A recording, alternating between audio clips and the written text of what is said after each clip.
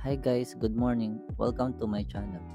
Kung bago ka lang sa page ko, please follow, like, and subscribe para updated ka lagi sa next video ko. This is Norris Labro, the Property Tech Master. Right now, I'm here at South Forbes Community by Catayland Inc.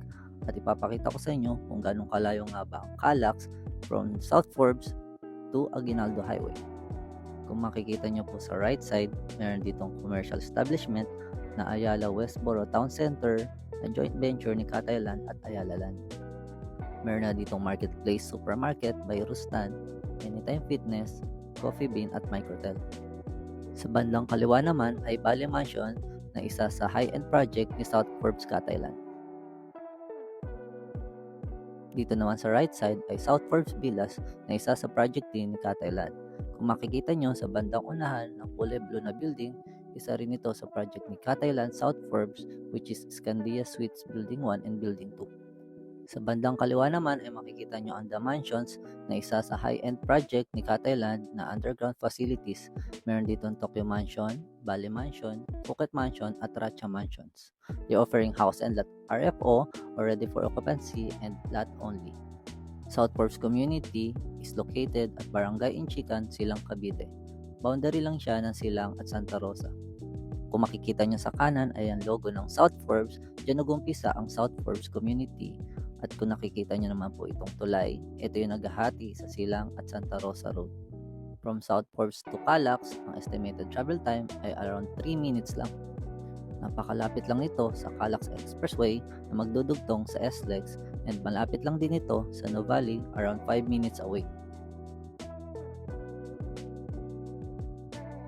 Kung nakikita nyo po yung flyover na yan na po yung Calax. Sa bandang kaliwa, papunta ito sa Mamplasan exit na magdudugtong sa SLEX.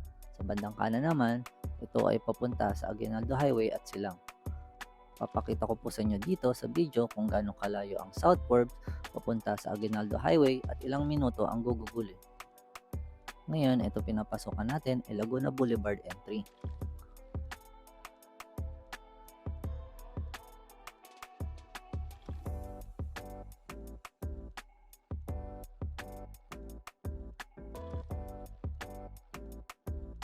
Ang unang exit na madadaanan natin dito ay Santa Rosa exit.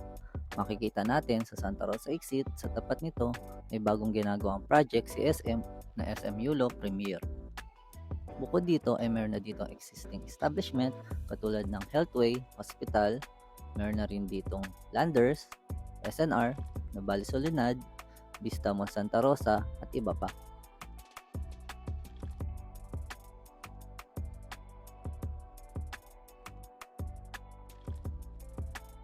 Ang susunod naman na exit ay Silang na mayroong Barangay Kaong, Barangay Tibig, papunta sa Silang Market at Silang Proper.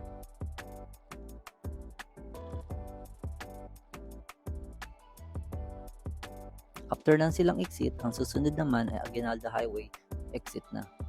Ito ay papunta sa Dasmariñas sa right side, sa left side naman ay going to Tagaytay Highway. Ang toll fee nga pala mula sa Laguna Boulevard to Aguinaldo Highway ay 51 pesos.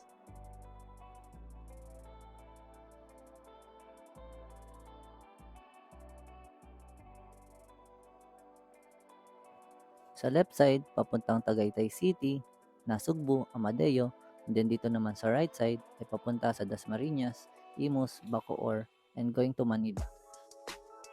Around 10 minutes lang from Laguna Boulevard entry to Aguinaldo Highway and 13 minutes naman from South Forbes to Aguinaldo Highway na may takbo na 60 to 70 kph. Kung meron po kayong mga katanungan, mag-send lang po kayo ng private message regarding sa property, condo, house and lot or lot only. Bye!